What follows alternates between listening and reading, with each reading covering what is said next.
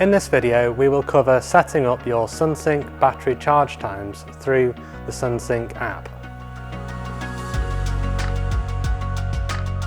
Within the Sunsynk Connect app, select Equipment, press the three dots to the right hand side of the inverter's serial number and press Settings. Select System Mode and scroll down. We have a bank of 6 different charge times from the grid, and they relate to the time period selected below. To start a charge between, for example, midnight until 4:30, time 1 would be started at midnight and time 2 would start at 4:30. Select the target battery state of charge for the time period and tick grid charge for the time period selected. Press Save. Now the batteries will charge up between midnight and 4:30 up to 100%.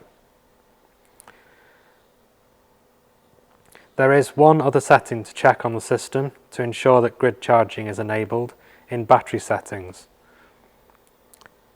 Check that grid charge is selected in the on position. For any queries of the operation of the system, please contact our office.